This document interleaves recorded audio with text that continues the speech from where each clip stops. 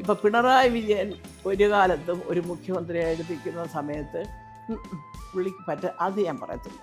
He's A good chief minister. തദ്ദേശ സ്വയംഭരണത്തിൽ അങ്ങനെ ഒരു വലിയ തിരിച്ചടി നേടിയിട്ടെങ്കിലും നിയമസഭയ്ക്ക് അത്ര വലിയ തിരിച്ചടി ഞാൻ വിശ്വസിക്കുന്നില്ല. പക്ഷേ പിണറായി സാറ് വരുത്തില്ല എന്ന് പറയാൻ എനിക്ക് മനസ്സ് വരുന്നില്ല. നിങ്ങൾ കമ്മ്യൂണിസ്റ്റുകാരിയാണല്ലേ, ചിലർ തരുന്നുണ്ടെന്ന് ചോദിച്ചാൽ മഹാനുണ്ട് ഇതിൽ. ഇന്ന് കമ്മ്യൂണിസ്റ്റുകാർ ഭരിക്കുമ്പോൾ തൊട്ടതിനൊക്കെ നമ്മൾ മുഖ്യമന്ത്രിയെ പറയും. നാളെ കോൺഗ്രസ്സുകാർ വരും. പാവം പിടിച്ച ഉമ്മൻചാണ്ടി സാറിനെ വിട്ടിട്ടില്ലല്ലോ ഇവിടെ. ഞാൻ അന്നും ഇന്നും എന്നും പറയും, മമ്മൂട്ടി എന്ന് പറഞ്ഞാൽ ഞാൻ കുറച്ച് ഒരു മുകളിൽ കണ്ടിരിക്കുന്ന ഒരു വ്യക്തിയാണ്. ഒരു പക്ഷേ സുഖേട്ടനും അങ്ങനെ എന്നോട് പറഞ്ഞിട്ടുണ്ട്. ഈ കൂടെ നടക്കുന്നവർക്ക് അത് പിടിക്കുന്നില്ലയോ എന്നൊരു സംശയമില്ല. പഴയ ലാലുമായിട്ട് നിൽക്കണ്ട ഇവരുടെ കൂടെ എന്ന വല്ല ഉദ്ദേശം ആർക്കെങ്കിലും ഉണ്ടോ എന്നറിയാൻ വയ്യ. പക്ഷേ മോഹൻലാൽ കേൾക്കാൻ തന്നെ പറയാം, എൻ്റെ മുന്നുകുഞ്ഞെ പഴയ ലാലുമായിട്ട് നിന്ന് ആദ്യം.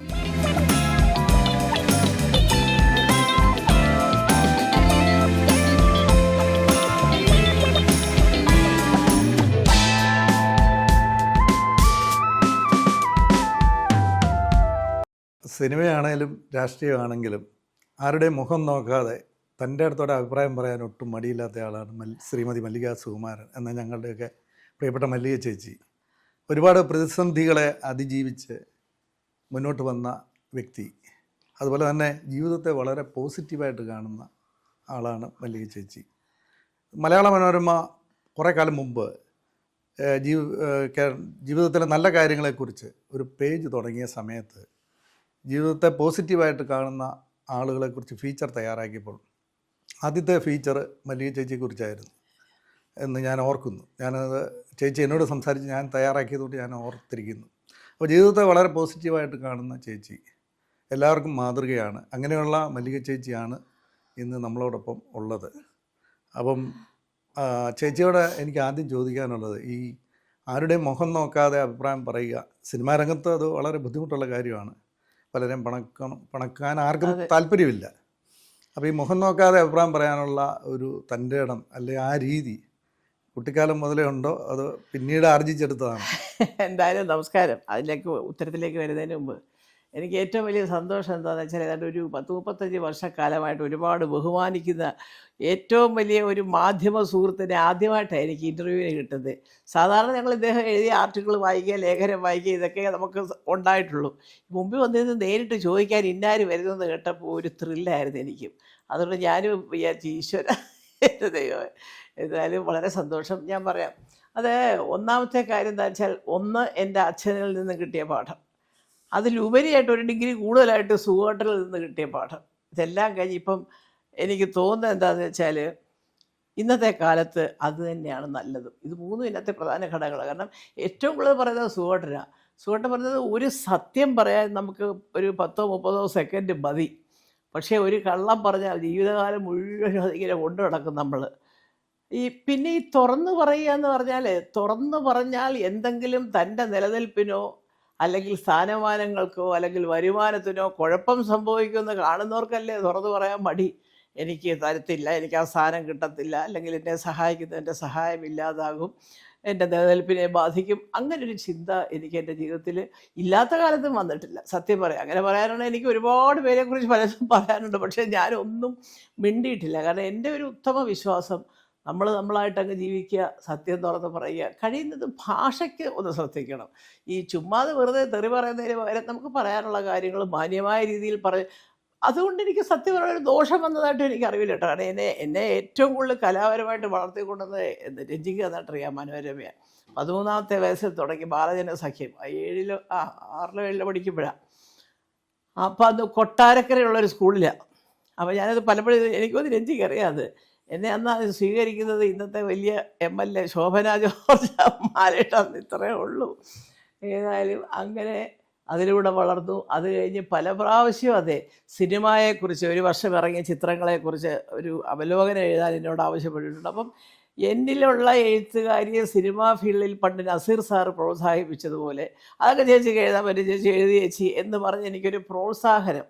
അതായത് മലയാള ഭാഷ, ഇപ്പം എൻ്റെ കുടുംബത്തിൽ എൻ്റെ ചേട്ടനെയൊക്കെ നോക്കിയാൽ അതിൻ്റെ ഇടയിലത്ത് ഞങ്ങളാരും വരികയില്ല. എന്നാലും അതൊന്ന് വന്നപ്പോൾ തന്നെ ഈ എഴുത്തിലും കള്ളത്തരം പാടില്ല എന്നുള്ളൊരു നിലപാടായിരുന്നു എൻ്റെ മുന്നിൽ ആദ്യം ഉണ്ടായിരുന്നത്. അപ്പോൾ അതിലോട്ടൊക്കെ ഊന്നി ഉറച്ച് ഞാൻ എൻ്റെ വേരങ്ങനെ അങ്ങ് ആയിപ്പോയി. കാരണം എന്തിനെ പേടിക്കുന്നത് പറയാൻ. നമ്മൾ അധ്വാനിക്കുന്നു, നമ്മൾ കാശുണ്ടാക്കുന്നു, നമ്മൾ ജീവിക്കുന്നു. ഒരുപാട് ആർഭാടങ്ങളൊന്നും എനിക്ക് വേണ്ട. തൽക്കാലം വലിയ ബുദ്ധിമുട്ടില്ലാതെ ജീവിച്ച് കിട്ടിയാൽ മതി. അപ്പോൾ അതിനകത്ത് സത്യം പറയുന്നതുകൊണ്ട് തടസ്സങ്ങളൊന്നുമില്ല. സാധാരണക്കാരുടെ ഇടയിൽ ഒരു നല്ല പേരേ ഉള്ളൂ എന്ന് കണ്ടാൽ പിന്നെ നമ്മൾ അതിൽ നിന്ന് മാറാനും മടിക്കും. അങ്ങനെ തന്നെയാണ് വളരെ ചെറുപ്പം മുതലേ ഒരു സ്കൂളിൽ പഠിക്കുന്ന കാലം മുതലേ അതെ. സത്യം പറയാം. അപ്പം ചിലപ്പോൾ ചിലരൊക്കെ ഉപദേശിച്ചിട്ടുണ്ട്, ഇങ്ങനെ എടുത്തു ചാടിയൊന്നും പറയരുത് കേട്ടോ എന്നൊക്കെ പറഞ്ഞിട്ടുണ്ടെങ്കിലും പിന്നീട് അതേ അധ്യാപകരെ പറഞ്ഞിട്ടുണ്ട്, നല്ലതാണോ, ഉള്ള കാര്യം ഉള്ളതുപോലെ അങ്ങ് പറഞ്ഞു നിർത്തിയേക്കണം, കൂടുതൽ പറയാൻ പോണ്ട എന്നും പറയുന്നവരുമുണ്ട്. ഏതായാലും അങ്ങനെയാണ് എൻ്റെ ഈ ഒരു സ്വഭാവം. അതിന്നും അങ്ങനെ. ഞാൻ ഏത് പാർട്ടി ആയാലും ഏത് വലിയ നേതാവായാലും കാണുമ്പോൾ അത് വേണ്ടായിരുന്നു സാർ എന്ന് പറയുന്നതുകൊണ്ട് അവർക്കും ദേഷ്യമില്ല, എനിക്കങ്ങനെ പറയുന്നതുകൊണ്ടൊരു മടിയുമില്ല. ഇത് രണ്ടുമുണ്ട്. ഈ അഭിപ്രായം തുറന്നടിച്ച് പറയുന്നതുകൊണ്ട് ശത്രുക്കളുടെ എണ്ണം കൂടിയിട്ടുണ്ടോ? അത് സിനിമയിൽ, അത് രാഷ്ട്രീയത്തിലൊന്നുമില്ല കേട്ടോ. രാഷ്ട്രീയക്കാർക്കെല്ലാം സത്യം പറയാം, രാഷ്ട്രീയത്തിലുള്ള എല്ലാവർക്കും അറിയാം ഞാനിങ്ങനെയൊക്കെ തന്നെയാണ് സംസാരിക്കുന്നത് എന്നുള്ളത്. പക്ഷേ സിനിമയിൽ സുഖിപ്പിക്കലിൻ്റെ കേന്ദ്രമാണത് അവിടെ. കാരണം എനിക്ക് ഇനി പടം കിട്ടത്തില്ല, എന്നെ ഒരു റോളിൽ വിളിച്ചാൽ ചിലപ്പോൾ ഇദ്ദേഹം മാറ്റിക്കളയും നമ്മളെ എന്നൊക്കെ വിചാരിച്ചിട്ട് ശരിയാ ചേട്ടാ, ചേച്ചി, അമ്മ, ആൻറ്റി എന്നൊക്കെ പറഞ്ഞ് സകല കള്ളത്തരോ ശരിയാന്ന് പറയുന്ന ഒരു ലോകം വളരെ സത്യസന്ധമായിട്ട് ഞാൻ പറയുന്നത് സിനിമയാണ്. കാരണം അവിടെ എന്തോ എല്ലാവർക്കും ഈ ഉള്ളതുപോലെ പറയാനൊരു മടിയുണ്ട്. ഈ അടുത്ത കാലത്ത് നടക്കുന്ന സംഭവങ്ങൾ എന്നെക്കാട്ടി അതായിട്ട് ഒരു മാധ്യമ സുഹൃത്താണെന്ന് അത് അറിയപ്പെടുന്ന ഒരു മാധ്യമ സുഹൃത്ത്, എന്തിനും ഏതിനും ഒരു പക്ഷം പറയാൻ ആൾക്കാരുണ്ട്. ശരി, വേണ്ട, മറുപക്ഷം പറയണ്ട. പക്ഷേ അവർ പറയുന്നത് പക്ഷം ശരിയാണെന്നുള്ളത് സാധാരണക്കാരന് തോന്നണമെങ്കിൽ അവരതിന് വേണ്ടിയിട്ട് പൊരുതണ്ടേ, അതിൻ്റെ തെളിവുകളും കൂടെ കൊണ്ടുവരണ്ടേ. ഞാനിതൊക്കെ ചോദിക്കുന്നുണ്ടാണ് പറയുന്നത് ഏതാണ്ടൊക്കെ. അപ്പോൾ ഇത് വലിയ പേടിയാണ് സിനിമയിൽ. പറഞ്ഞു കഴിഞ്ഞാൽ ചിലപ്പോൾ പ്രശ്നമാണ്. സാമ്പത്തിക സഹായം കാണും, മറ്റു തരത്തിലുള്ള സ്ഥാനമാനങ്ങൾ കാണും, അതൊക്കെ ഉള്ളത് തന്നെയാണ്. ഇത് ആരിപ്പോൾ ഇല്ലയെന്ന് പറഞ്ഞ് ആരെങ്കിലും പറയുമോ? ഇല്ല, അതെനിക്ക് ഒരു സഹായമില്ല, അത് പറയത്തില്ല. മനസ്സാക്ഷിയുള്ളവരാരും അല്ല, അത് കൊടുക്കരുതെന്നല്ല ഞാൻ പറഞ്ഞു. ഇപ്പം സിനിമയിലാണെങ്കിൽ തന്നെ ശരി പോട്ടെ, അല്ലെ 2-3 പടം വാങ്ങിച്ചു കൊടുത്തു, കുറച്ച് ബുദ്ധിമുട്ടാണ് സാമ്പത്തികമായിട്ട്, ആവേശം അവർക്ക് കൊടുക്കുന്നത് നല്ല കാര്യമാണ് പറയുന്നത്, കൊടുക്കുന്നത്. അതുപോലെ തന്നെ സിനിമയുടെ ബിസിനസ്സായിട്ട് എടുത്താട്ടെ, പടം എടുക്കാൻ കാശ്, പടം ഡിസ്ട്രിബ്യൂഷൻ വിതരണം ചെയ്യാൻ കാശ്, പടം തീരാൻ നേരത്ത് സെറ്റിൽമെൻറ്റിന് കാശ്, ഇതൊക്കെ വരുമ്പോൾ അങ്ങോട്ടും ഇങ്ങോട്ടും സുഹൃത്തുക്കൾ വാങ്ങിക്കും. പക്ഷേ അതുകൊണ്ട് നാളെ സുഹൃത്തുക്കൾ തന്നെ കുത്തിക്കൊത്തലും സാരമില്ല, പോട്ടെ, കൊന്നെങ്കിൽ കൊന്ന് നമുക്ക് കാശ് തന്ന മനുഷ്യനായി, ആ ഒരു നിലപാട് നമുക്കൊരു ചെറിയ പ്രയാസമുണ്ട്. അങ്ങനെയല്ല, നമുക്ക് സിനിമാ ഫീൽഡിലാണെങ്കിലും സംഘടനാതലത്തിൽ ഒരാൾ ഒരു തെറ്റ് ചെയ്തു എന്ന് കണ്ടാൽ ഞാനാണെങ്കിലും അതെ, ചേച്ചി അത് ഞങ്ങൾക്ക് ഇഷ്ടപ്പെട്ടില്ല കേട്ടോ എന്ന് പറഞ്ഞാൽ നമ്മളിനി മാറി കൊടുക്കാം, അത്രയല്ലേ ഉള്ള കാര്യം മാക്സിമം. അതായത് നമ്മൾ ജീവിക്കാൻ പാടില്ലാത്ത ഒരു സംഘടനയും പറയത്തില്ലല്ലോ. അപ്പം അങ്ങനെയുള്ള ഈ ഒരു ആവശ്യമില്ലാത്ത ഒരു അടിമത്വം ചമഞ്ഞിട്ടൊരു സുഖിപ്പിക്കൽ അത് കുറച്ച് കൂടുതൽ സിനിമയില്ല. രാഷ്ട്രീയത്തിൽ അവരുടെ പാർട്ടിക്കുള്ളിലുണ്ടാവാം, പക്ഷേ നമ്മൾ നോക്കുമ്പോൾ നേതാക്കന്മാരോടൊക്കെ നമ്മൾ ഒരുപോലെ സംസാരിക്കും, അവരും അതിനുള്ള പരിഹാരങ്ങളൊക്കെ പറയുമ്പോൾ നമുക്ക് ഈ അണികൾ എന്ന് പറയുന്ന വിഭാഗത്തിലോട്ട് നമ്മൾ അധികം ഇറക്കി ചെല്ലാറില്ലല്ലോ. അതുകൊണ്ടുള്ള കാര്യമായിരിക്കും, അതുണ്ടാവാം തീർച്ചയായിട്ടും. ഈ എമ്പുരാൻ എന്ന സിനിമ റിലീസ് ചെയ്തപ്പം പൃഥ്വിരാജിനെ ഒറ്റപ്പെടുത്തി ആക്രമിക്കുന്ന ഒരു സാഹചര്യം ഉണ്ടായി.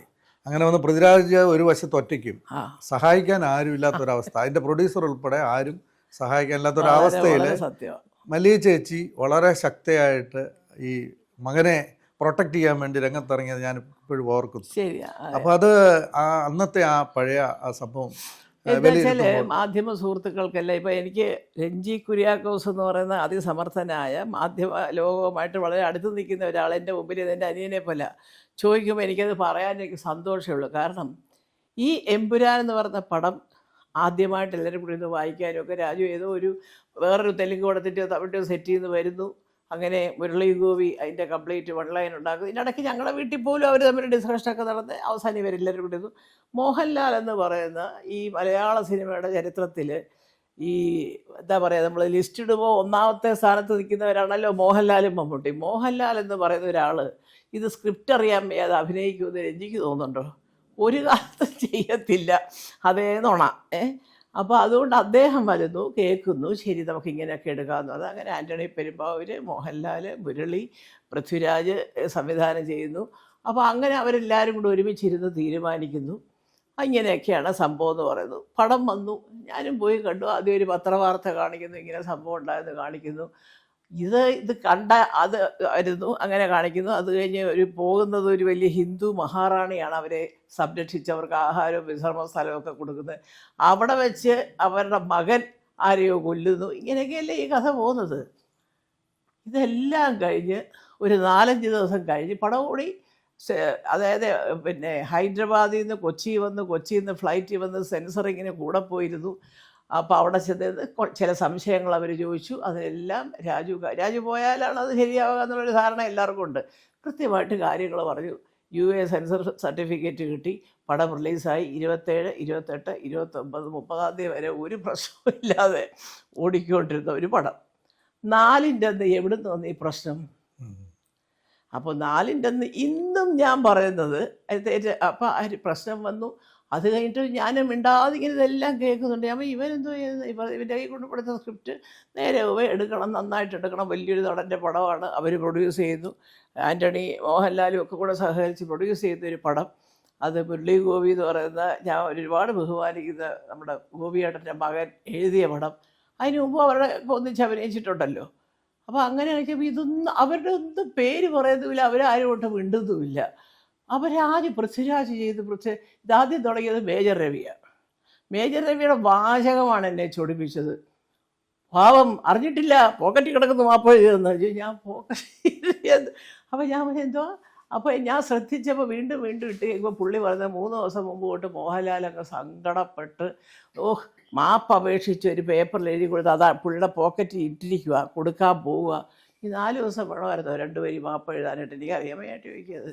ഇത് മോഹൻലാലിനെ കൂടെ ചീത്തയാക്കുന്ന വർത്തമാനങ്ങളല്ലേ ഇതൊക്കെ? അപ്പം ഞാൻ വിചാരിച്ചത് എന്തൊരു പറഞ്ഞു. അപ്പം എന്നിട്ട് ഇതൊക്കെ ചർച്ചയായി. പൃഥ്വിരാജ് ഇത് അറിഞ്ഞില്ല, ഇത് പൃഥ്വിരാജ് എഴുതി ചേർത്തെന്നും പല വ്യാഖ്യാനങ്ങളാണ്. ഞാൻ വിചാരിച്ചത് ഇങ്ങനെ വിട്ടാൽ പറ്റത്തില്ലല്ലോ. ഇപ്പോൾ ഇതിനകത്ത് ഏതെങ്കിലും വരെ ജാതിയുടെയോ മതത്തിൻ്റെയോ രാഷ്ട്രീയത്തിൻ്റെയോ അടിസ്ഥാനത്തിലാണ് ഈ ആരോപണങ്ങൾ അത് പറയുന്നവരൊരു ഭാഗത്ത് നിൽക്കട്ടെ. പക്ഷേ ഞാൻ സ്നേഹിക്കുന്ന ഒരു വലിയ വിഭാഗം സാധാരണക്കാരിവിടെ ഉണ്ട്. എൻ്റെ സുഹൃത്തുക്കൾ ഇവിടെയും സ്വദേശത്തും വിദേശത്തും ഒക്കെ ഉണ്ട്. ഞങ്ങൾക്കൊക്കെ അറിയാതെ വലിയ ഇയാളെങ്കിലും മറുപടി പറയണം ഈ പറഞ്ഞവരോട്. അങ്ങനെ പറഞ്ഞ് എനിക്കൊരു ഒരു ശക്തി കിട്ടി.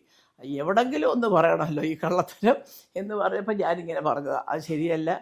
പിന്നെ അതിനെ അങ്ങനെ പറഞ്ഞ് ഇങ്ങനെ പറഞ്ഞ് വലിയ ചേച്ചി ഒന്നും അല്ല പറഞ്ഞത്, കള്ളത്തരം പറഞ്ഞു എന്നുള്ളതിൻ്റെ അതാ വേറൊരു കാര്യം കണ്ടോണം. എല്ലാവരും നമ്മൾ ദൈവത്തിനെ വിളിക്കുന്നത് അല്ലേ? ഈ കുർബാന കൊള്ളാൻ പോകുമ്പോൾ അച്ഛനോട് നമ്മുടെ സങ്കടം പറയും. അമ്പലത്തിൽ പോകുന്നവൻ അവിടെ അമ്പലത്തിൽ വിഗ്രഹം നോക്കി പറയും. ജുമായ്ക്ക് പോകുന്നവരെ നിസ്കരിച്ച് വെച്ച് പറയും. സംഗതി എല്ലാം ഒന്നാ ഒരു സൂപ്പർലേറ്റീവ് പവറുണ്ട് മുകളിൽ. അദ്ദേഹത്തിനെ വിളിച്ച് നമ്മുടെ സങ്കടം പറയാം. ഇപ്പം കള്ളം ഒന്നെന്നുള്ളത് കള്ളം വലിയൊരു അടുത്ത കള്ളം പുറകെ വന്നല്ലേ ഈ പറഞ്ഞ ആളിൻ്റെയൊക്കെ. ഇതാണ് ഞാൻ പറയുന്നത്. ചുമ്മാ കിടന്ന് ഇളവരുത് ഈ ദൈവത്തിൻ്റെ മുമ്പിൽ. ഒരു തെറ്റും ചെയ്യാത്ത ഒരു കൊച്ചനെ എടുത്തിട്ട് അങ്ങ് വറുത്തോളുക. അറിഞ്ഞില്ല, പിടിച്ചില്ല, പുള്ളിക്കാരൻ എഴുതി ചേർത്ത് ഈ പടം കണ്ടില്ല. അതേസമയം സൈമൾട്ടേനിയസ്ലി കാണിക്കുകയാണ് ഈ പടത്തിൻ്റെ ലോഞ്ചിങ്. ഒരു 3-4 സ്റ്റേജിൽ മോഹൻലാൽ പറയുകയാണ് രാജു ഒരുപാട് കഷ്ടപ്പെട്ടു, ഞങ്ങളെല്ലാവരും പടം കണ്ടു, ഞാനും പടം കണ്ടു, ഒരുപാട് കഷ്ടപ്പെട്ട് പലയിടത്തും മഴയൊക്കെ വന്ന് അദ്ദേഹം ആ നടന്ന സംഭവങ്ങളൊക്കെ സത്യസന്ധമായിട്ട് പറയുമ്പോൾ ഇവിടെ ഒരാൾ പോക്കറ്റിൽ പേപ്പറും കൊണ്ട് നടക്കും. അത് ആരാണാവോ ഇദ്ദേഹം ഈ പേപ്പർ ഇങ്ങനെ വിളിച്ചു വെച്ചിട്ട് നടക്കാനായിട്ട്? എനിക്കൊന്നും മനസ്സിലായില്ല. അത് കേട്ടപ്പോൾ എനിക്ക് സത്യം പറയാല്ല. അങ്ങനെ എൻ്റെ മോനെ പിന്നെ എന്നാൽ ഇയാൾക്ക് ആരെങ്കിലും മറുപടി പറയണ്ടേ? അത് പറയുന്നില്ല. അപ്പം ഇവർക്കൊക്കെ ശാസ്ത്രീയപരമായിട്ട് നേട്ടങ്ങൾ വേണം. എവിടെങ്കിലുമൊക്കെ സ്ഥാനാർത്ഥിയാവുമോ അല്ലെങ്കിൽ എവിടെങ്കിലുമൊക്കെ വല്ല പോസ്റ്റ് കിട്ടുമോ, എവിടെങ്കിലുമൊക്കെ ഇതിൻ്റെ പേരിൽ വല്ല അംഗീകാരങ്ങൾ പിടിച്ചു വാങ്ങിക്കണം. ഞാൻ സത്യം ഈ അദ്ദേഹത്തിൻ്റെ മാത്രം കാര്യമില്ല, മൂത്ത കോൺഗ്രസ്സുകാരനായിട്ട് നടന്ന ദേവനെ കണ്ടു. ഇപ്പോൾ കൂടെ സുരേഷ് ഗോപിയുടെ ആലുമുട്ടിലൊക്കെ ഇരിക്കുന്നത്. അപ്പം ഞാൻ ചോദിച്ചു പുള്ളി ഇപ്പോൾ BJP ആണ്. ആയിക്കോട്ടെ, നമുക്ക് വിരോധമൊന്നുമില്ല, ഓരോരുത്തരുടെ അഭിരുചി അനുസരിച്ച് പാർട്ടി മാറുമോ. പക്ഷെ മാറിക്കഴിഞ്ഞാൽ ഉടനെ അവർ ചീത്ത വിളിക്കുന്നവരെയൊക്കെ ഞാനും പറയണം എന്ന് പറഞ്ഞാൽ പിന്നെ ഇയാൾക്ക് എന്താ വ്യക്തിപരമായ ഒരു ഇൻഡിവിജ്വാലിറ്റിയോ അല്ലെങ്കിൽ ഒരു തനതായ ഒരു വ്യക്തിത്വം എന്ന് പറയുന്നത് എന്താ ഉള്ളത്? പറഞ്ഞത് പാർട്ടി മാറിയാൽ പറയുന്നതിൻ്റെ ഘടകവിരുദ്ധം പറയുമോ? അതൊരു ശരിയല്ലല്ലോ. അങ്ങനെയുള്ള ഒരു വിഷമം വന്നപ്പോൾ ഞാനങ്ങ് ചാനലിൽ പറയും ഇതാണ് സംഭവം, സത്യാവസ്ഥ ഇത് വെറുതെ പറയുന്നതാണ്. 4 ദിവസം പടം ഓടി സുഖമായിട്ട് കളിച്ചു, 5 നിന്ന് കുത്തിപ്പൊക്കി, അപ്പോഴത്തേക്ക് പ്രശ്നമായി. ഉടനെ സെൻസർ ബോർഡിൽ വന്നു. അതിൻ്റെ ഇടയ്ക്ക് വേറൊരു ചാനലിൽ ഒരു പെൺകുട്ടി ഞാനത് പറഞ്ഞു എന്ന് പറയുന്നുണ്ട്. പൃഥ്വിരാജ് സെൻസർ ബോർഡിൽ പോയി താഴെ വീണ് മറ്റേ നമസ്കരിച്ചു. നമസ്കരിച്ചു അങ്ങനെ ഇങ്ങനെ. അപ്പോൾ അവർ സമ്മതിച്ചു കൊടുത്തു എന്നൊക്കെ. അയ്യോ കഷ്ടം, എന്തോ കണ്ടിട്ടാണ്. ഞാനും 3.5 വർഷം സെൻസർ ബോർഡിലുണ്ടായിരുന്നു, ഒന്നും അറിയണ്ട. അപ്പോൾ അത് എന്നിട്ട് പൃഥ്വിരാജിനോട് ഞങ്ങൾ ചോദിച്ചപ്പോൾ പെട്ടെന്ന് ഒന്നും മിണ്ടാതെ പുള്ളി പ്ലെയിനിൽ കയറിപ്പോയി. തെറ്റാണത്, ശരിയല്ല എന്ന് പറഞ്ഞാൽ അതേ ആൾ കേന്ദ്രമന്ത്രി വന്ന് പിന്നെ പ്ലാറ്റ്ഫോമിൽ ഇറങ്ങി ഉത്തരം പറയാതെ ക്യാമറ ഫേസ് ചെയ്താൽ പോയപ്പോൾ ക്ഷീണം കാണൂല്ലേ എന്ന്. അത് ശരി, അപ്പോൾ ഈ ക്ഷീണമെന്ന് പറയുന്നത് കേന്ദ്രമന്ത്രി ആയെങ്കിലേ വരുള്ളൂ. ഇങ്ങനത്തെ ഉത്തരങ്ങളാണ് നമ്മുടെ നാട്ടിൽ പറയുന്നത്. അപ്പോൾ ഇത് ഒരു പരിധിയാകുമ്പോൾ എന്താ പറയുക, ഞാനൊരു അമ്മയാണ്, പലർക്കും പറയാം ഇരുന്ന് തള്ളുന്നു പിടിക്കുന്നു എന്നൊക്കെ. ഞാൻ ഇന്നലെ ആരോട് ഞാൻ പറഞ്ഞു, അതെ ഞാൻ എൻ്റെ മക്കളുടെ കാര്യത്തിനാണ് തള്ളുന്നത്, വഴിയെ പോകുന്നതിൻ്റെ ഒരു മക്കളെ തള്ളാൻ പറ്റില്ലല്ലോ. അപ്പോൾ അതുകൊണ്ട് കള്ളം പറഞ്ഞാൽ ഇനിയും തള്ളിയെന്ന് തന്നെ ഇരിക്കും, അതിന് സംശയം വേണ്ട. കാരണം അല്ലെങ്കിൽ മാന്യമായിട്ട് നടന്ന സംഭവം പറയാനുള്ള ഒരു തൻ്റെ ഇടം വേണം, ഗട്സ് വേണം. അല്ലെങ്കിൽ ദൈവം പോലും പുറകെ നടന്ന് തല്ലിക്കൊണ്ടിരിക്കും. അത് ഞാനാണെങ്കിലും അതെ, പറഞ്ഞു അത് സത്യമാണ് സാർ, എൻ്റെ അനുഭവത്തിൽ നിന്ന് ഞാൻ പറഞ്ഞാണെന്ന് പറയണം. പിന്നെ മാറ്റി അവസാനം എല്ലാം കൂടെ ദൈവം ഇപ്പോൾ തന്നെ എല്ലാവരെയും ശരിയായ രൂപത്തിൽ കാണിച്ചു കൊടുക്കുന്നുണ്ട് ജനങ്ങൾക്ക്. അത്രയും മതിയാ നമുക്ക്, അത്രേ ഉള്ളൂ. ഈ മോഹൻലാല് ചേച്ചിക്ക് കൊച്ചനുജനെ പോലെയാണ്. കാരണം തീർച്ചയായിട്ടും. കുട്ടിക്കാലത്തെ കൈനിക്കര കുടുംബത്തില് മോഹൻലാലിനെ കൊണ്ടുവന്ന് വിശ്വനാഥ് നായർ സാറ് കൊണ്ടാക്കിയിട്ട് പോകുമ്പോൾ നോക്കിയിരുന്നത് എം പി പിള്ള സാറും ഒക്കെയാണ്. അയ്യോ ചേട്ടൻ ഇപ്പോഴും വലിയ കമ്പനിയാണ്. ഈ എമ്പുരാൻ പ്രശ്നം ഉണ്ടെങ്കിൽ അതിന് ശേഷവും മോഹൻലാലുമായിട്ട് വളരെ അടുപ്പത്തിൽ തന്നെയാണ് ചേച്ചി പോകുന്നത്. അമ്മ മരിച്ചപ്പോൾ അവിടെ ചെന്നു. അമ്മ മരിക്കുന്നത് അത് അല്ലെങ്കിലോ മോഹൻലാലെന്നൊക്കെ പറഞ്ഞാൽ ഒരു 5-6 വയസ്സ് മുതൽ ഞാൻ എല്ലാ ഇൻ്റർവ്യൂവിലും പറയും, മോഹൻലാൽ പറഞ്ഞില്ലെങ്കിൽ ഞാൻ പറയുന്നുണ്ടത്. കാരണം ഞങ്ങൾക്ക് എല്ലാവർക്കും അതെ, എനിക്ക് എൻ്റെ ജ്യേഷ്ഠന് എൻ്റെ സഹോദരിമാർക്കൊക്കെ ലാലു എന്നാണ് ഞങ്ങളെല്ലാവരും വിളിക്കുന്നത്. ലാലുവിന് ആ സ്നേഹം ഉള്ളിൽ കിടക്കുന്നതുകൊണ്ടാണ് അയ്യോ ഇതൊക്കെ ഇവരൊക്കെ എന്തോന്ന് പറയാം അങ്ങനെയല്ല ഇങ്ങനെയാണെന്ന് ലാലു കയറി കിടന്ന് തർക്കിക്കാത്തതിൻ്റെ കാര്യം. ലാലുവിനറിയാം ഞങ്ങൾ ആരും ഇങ്ങനെയല്ല എന്നുള്ളത്. പിന്നെ സിനിമയിൽ ഒറ്റയ്ക്ക് കിടന്ന് പറഞ്ഞാൽ ഇനി അദ്ദേഹത്തിൻ്റെ നേരെ പടയോട്ടായിട്ട് ചെല്ലുമോ എന്നുള്ളത് കൊണ്ടാവാം. ഏതായാലും മോഹൻലാൽ പറഞ്ഞിട്ടില്ല ഒരിടത്തും ലാലു കളിപ്പിച്ചതും ചതിച്ചതും പിടിച്ചതും ഒന്നും പറഞ്ഞിട്ടില്ല, ഞങ്ങളോടും ഒന്നും പറഞ്ഞിട്ടില്ല. വളരെ അന്നും ഇന്നും എപ്പോൾ കണ്ടാലും ഫോൺ. ഞാൻ ഇപ്പോൾ കുറച്ച് നാളിന് മുമ്പ് ഞാൻ പിറന്നാൾ ഇതുപോലെ ഞാൻ വിളിച്ചപ്പോഴത്തേക്ക് അന്ന് ഇവിടെ കണ്ട് ഹോങ്കോങ്ങിലോ തായ്ലാൻഡിലോ കണ്ട് സുജിയൊക്കെ ആയിട്ട് പോയിരിക്കുക, ചേച്ചി ഞാനിവിടെ വന്നിട്ട് അത് ആ പഴയ ലാലുവാണ് ഇപ്പോഴും. ഈ കൂടെ നടക്കുന്നവർക്ക് അത് പിടിക്കുന്നില്ലയോ എന്നൊരു സംശയമില്ല. പഴയ ലാലുവായിട്ട് നിൽക്കണ്ട ഇവരുടെ കൂടെ എന്ന വല്ല ഉദ്ദേശം ആർക്കെങ്കിലും ഉണ്ടോ എന്നറിയാൻ വയ്യ. പക്ഷേ മോഹൻലാൽ കേൾക്കാൻ തന്നെ പറയാം, എൻ്റെ കുഞ്ഞെ പഴയ ലാലുവായിട്ട് നിന്ന് ആദ്യം. അപ്പോൾ ഇനിയും മലയാളത്തിൽ നിന്നല്ല ഒരു ദേശീയ തലത്തിലെന്നല്ല അങ്ങ് ലോകം മുഴുവൻ അറിയപ്പെടുന്ന നടനായിട്ട് വരും. അല്ലാതെ ഇങ്ങനെയുള്ള ആൾക്കാരുടെ വർത്തമാനം കേട്ടിട്ട് നമ്മൾ തുള്ളിയാലുണ്ടല്ലോ ആരാണ്ട് പറഞ്ഞിട്ടുണ്ട് കരയിലും അല്ല വെള്ളത്തിലും അല്ല എന്നുള്ള മട്ടിലായി പോകും നമ്മളൊക്കെ. അത് വളരെ സൂക്ഷിച്ച് വേണം ചെറുപ്പക്കാരനായാലും പ്രായമായവരും ചെയ്യാൻ. അതിനൊക്കെ ഒരു നിലപാടിൽ ഉറച്ചു നിൽക്കുന്നതാണ് നല്ലത്. കുട്ടിക്കാലത്ത് മോഹൻലാൽ വലിയ കുസൃതിയായിരുന്നു. നമ്മുടെ വീട്ടിലെ കൊണ്ടാക്കുമ്പോൾ നേരെ മാവിന്റെ തുഞ്ചത്ത് കയറുമായിരുന്നു എന്നൊക്കെ ചേച്ചി പറയാം. അച്ഛൻ പറഞ്ഞ വാചകങ്ങളെ ഞങ്ങൾക്ക് കൂടുതൽ. അച്ഛന് വിശ്വചേട്ടനും ശാന്തമ്മ ചേച്ചി കൂടെ അന്ന് പത്തനംതിട്ട എലന്തൂരും ഒക്കെ പോകുമ്പോഴേ ചിലപ്പോൾ വൈകിട്ട് വരും. പിറ്റേ ദിവസം ചേട്ടൻ ഓഫീസുണ്ടല്ലോ, അപ്പോൾ അവിടെ ഒതുങ്ങിയപ്പോൾ പാപ്പയുമായിട്ടാണ് കൂടുതൽ. പക്ഷേ പാപ്പയൊന്നും മെഡിസിനൊക്കെ പഠിക്കുന്നവർ ഒരുപാട് സമയം ലാലുവായിട്ട് പുറകെ നടക്കാൻ കിട്ടാറില്ല. അപ്പോൾ പകലൊക്കെ നിൽക്കുമ്പോഴത്തേക്ക് ഈ കൊച്ചു മരത്തിൽ കയറുക, അവിടെ ഇങ്ങനെ ചരിഞ്ഞ് നിൽക്കുന്ന ഒരു മാവുണ്ടായിരുന്നു പൂജപ്പര ഞങ്ങളുടെ വീട്ടിൽ. അപ്പോൾ അതേ കയറുക ഇറങ്ങുക. അപ്പോൾ അച്ഛൻ ഇങ്ങനെ വരാന്തയിൽ ഇരുന്ന് പേപ്പർ വായിക്കും കാലത്തോട്ട്. അത് നോക്കുമ്പോൾ മണ്ടക്കിരിക്കുക. അപ്പോൾ അച്ഛൻ വിളിച്ചിട്ട് ആ വഴക്ക് കിട്ടുന്ന മുഴുവനും അമ്മയ്ക്കാണ് പാവം. അപ്പോൾ അവൾ ഞാൻ മല്ലിയോടെ പറഞ്ഞിട്ടുണ്ട് നോക്കിക്കോളാം. അതെ അവൾ പറഞ്ഞാൽ അതുപോലെ അനുസരിക്കും എന്നൊക്കെ പറഞ്ഞാൽ.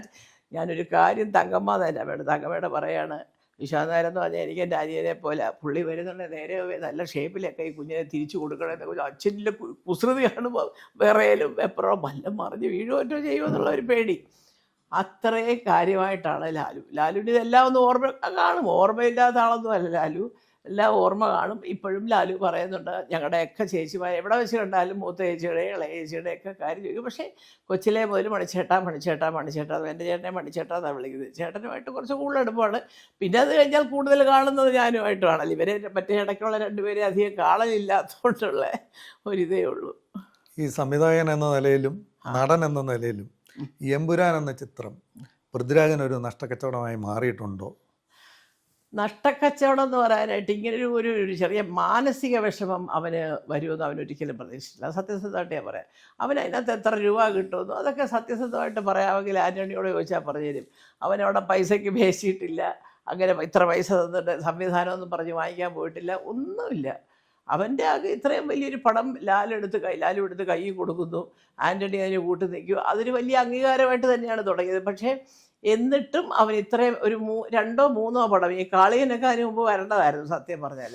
അതെല്ലാം മാറ്റി വെച്ച് ലാലേട്ടൻ്റെ ഒരു വലിയ പടം വന്നതും എടുത്ത് ചാടിപ്പോയിട്ട് അവസാനം ഇങ്ങനൊരു സംഭവം വന്നപ്പോൾ പലരും, ഞാൻ മുരളീഗോപിയുടെ നേരിട്ട് ചോദിച്ചത് ഇങ്ങനെയൊക്കെ പറയും വിടറാൻ്റെ ചുമ്മാ വേറെ പണിയില്ലാത്ത. അപ്പോൾ മുരളി അതൊരു ചെറിയ നീരസത്തോടുകൂടി ഇവർക്കൊന്നും മറുപടി അർഹിക്കുന്നില്ല എന്നുള്ളൊരു മട്ടിലങ്ങ് വിടുകയായിരുന്നു. പക്ഷേ എൻ്റെ അടുത്ത് എന്താണെന്ന് വെച്ചാൽ ഞാനൊരു സ്ത്രീയല്ലേ, എൻ്റെ വിമൻസ് കോളേജിലെ ഗ്രൂപ്പുണ്ട്. ഖത്തറിൽ ഒരുപാട് പേരുണ്ട്. ഓസ്ട്രേലിയയിലും അമേരിക്കയിലും അയർലൻഡിലും ലണ്ടനിലും ഒക്കെ ഒരുപാട് പേരുണ്ട്. എന്നൊക്കെ ചേച്ചി അങ്ങനെയല്ല പറയണ്ട, പക്ഷേ ഇതിങ്ങനെ രാജുവിനെ മാത്രം ഇതൊരു കോമൺ ക്വസ്റ്റ്യനായിട്ട് മാറി എൻ്റെ സുഹൃത്തുക്കളുടേത്. അപ്പോൾ ഞാൻ പറഞ്ഞു അല്ല അതല്ല, എന്തെങ്കിലും ഒന്ന് പറഞ്ഞില്ലെങ്കിൽ ഈ പറയാം. ഇപ്പം അവരൊക്കെ പറയുന്നതാ സത്യം. ഇന്നും രാജുവിനുള്ള വില ഒരു ശകലം പോലും പോയിട്ടില്ല. ചേച്ചി സമാധാനമായിട്ടിരുന്നു. രാജു എന്ന് പറഞ്ഞാൽ വേറൊരു സ്ഥാനത്താണ് ഞങ്ങളൊക്കെ കണ്ടിരിക്കുന്നത്. കാര്യങ്ങൾ അന്തസ്സായിട്ട് പറയുക, കണഗുണ പറയാതിരിക്കുക, നിലപാടിൽ ഉറച്ചു നിൽക്കുക. അല്ല അതൊന്നും എല്ലാവർക്കും പറ്റത്തില്ല ചേച്ചി. പക്ഷെ അന്ന് അത് പറഞ്ഞത് നന്നായി. കാരണം പലരും വിചാരിച്ചു ഇങ്ങനത്തെ സീനൊക്കെ രാജു എഴുതി ചേർത്താന്നുള്ള മട്ടിലാണ് മറ്റദ്ദേഹം പ്രസൻറ്റ് ചെയ്തത്. അതൊക്കെ വെറുതെ.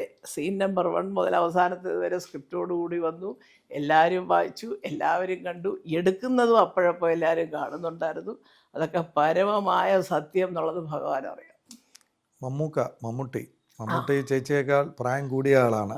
പക്ഷേ ചേച്ചിയെ വലിയ ചേച്ചി എന്നാണ് വിളിക്കുന്നത്. മമ്മൂട്ടിയോട് എനിക്ക് സത്യം പറയാം. കാരണം ഞാൻ ആദ്യം പലപ്പോഴും പറഞ്ഞിട്ടുണ്ട്, ലാലു എന്ന് പറഞ്ഞാൽ നമ്മുടെ വീട്ടിൽ വളർന്ന് ഇപ്പം ഇന്ദ്രനെ രാജുവിനെയൊക്കെ ഒരു പക്ഷേ കാണുന്നത് പോലെ അന്ന് ഞങ്ങളൊക്കെ ഒരു കൊച്ചു കുട്ടികളെന്നുള്ള രീതിയിൽ അപ്പം ലാലുവിനോട് എനിക്ക്. പക്ഷേ മമ്മൂട്ടിയുടെ പല സമയത്തെ പെരുമാറ്റം എന്ന് പറഞ്ഞാൽ ഇന്നും അദ്ദേഹത്തിന് ജനങ്ങളുടെ ഇടയിലുള്ള ഒരു പ്ലസ് പോയിൻ്റ് അതാണ്. മമ്മൂട്ടി ഒരുപാടങ്ങ് സംസാരിച്ച് കൊല എല്ലാവരും പറയാം അങ്ങോട്ടും ഇങ്ങോട്ടും.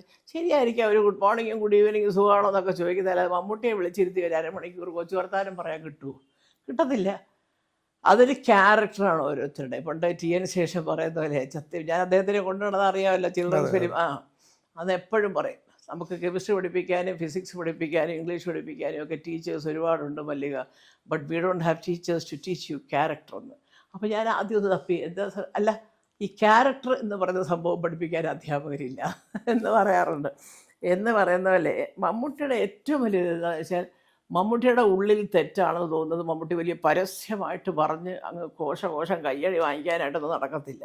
പക്ഷേ ശരിയല്ല ചേച്ചി, അത് ശരിയല്ല എന്ന് പറഞ്ഞാൽ ഇനി അത് മമ്മൂട്ടി അങ്ങനെ പറഞ്ഞു എന്ന് നമ്മൾ പറഞ്ഞാൽ അത് മമ്മൂട്ടിക്ക് ദോഷമാണെന്ന് പറഞ്ഞ് വ്യാഖ്യാനങ്ങൾ എവിടേക്കോ ആരൊക്കെയോ പറഞ്ഞതിൻ്റെ അടുത്ത് ഞാൻ അതൊക്കെ വിട്ടേരെ. ഞാൻ അദ്ദേഹത്തെക്കുറിച്ചൊരു അഭിപ്രായം പറഞ്ഞത് ഞാനിപ്പോൾ എത്ര പടം നിങ്ങൾ മമ്മൂട്ടിയോട് അഭിനയിച്ചിട്ടുണ്ടോ? ഇല്ല. അതിനല്ല, ആ വ്യക്തിത്വത്തിനെ ഞാൻ അന്നും ഇന്നും എന്നും ബഹുമാനിക്കുന്നു. ഞാനിവിടെ മമ്മൂട്ടിക്ക് എന്തോ അസുഖം എന്നൊക്കെ ഇപ്പം ഞാൻ ആദ്യം എഴുതിയാണ്, എനിക്കൊന്ന് രഞ്ജി കാണും നമ്മുടെ ഗ്രൂപ്പിൽ തന്നെ ഞാൻ എഴുതി 150% അദ്ദേഹം തിരിച്ചു വന്ന് സിനിമയിൽ അഭിനയിക്കും. അത്ര കാര്യമായ ഒരു ഇതൊന്നുമല്ല, മാറാവുന്ന രീതിയിലുള്ള അസുഖങ്ങളൊക്കെ ഉള്ളൂ അദ്ദേഹത്തിനെന്നാണ് ഞാൻ കേട്ടത്.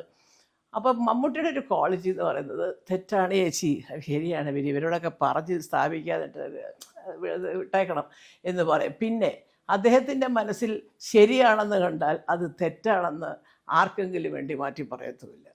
അതിൻ്റെ ഏറ്റവും വലിയ ഉദാഹരണം അല്ലേ, എന്ത് നല്ല പ്രസംഗമായിരുന്നു അന്ന് ഇവിടെ വന്നപ്പോഴത്തേക്ക്. ഏതാണ്ട് ഒരു വിളിച്ചിരുന്നല്ലോ ചീഫ് ഗസ്റ്റായിട്ട്. അത് ഞാൻ ആ പ്രസംഗം മുഴുവൻ കേട്ടു. മുഖ്യമന്ത്രിയെ ഇരുത്തിക്കൊണ്ട് തന്നെ അദ്ദേഹം പറയില്ലേ, നമ്മൾ വികസനം എന്ന് പറഞ്ഞാൽ എല്ലാവരും വികസിക്കണം അല്ലേ, സാധാരണക്കാരനും സാമ്പത്തികമായിട്ട് പിന്നോട്ട് നിൽക്കുന്നവരും അവരുടെയൊക്കെ വികസനം, അതെല്ലാം കൂടെ വരുമ്പോഴാണ് ഒരു ദേശത്തിൻ്റെ വികസനമായിട്ട് അത് മാറുന്നത്.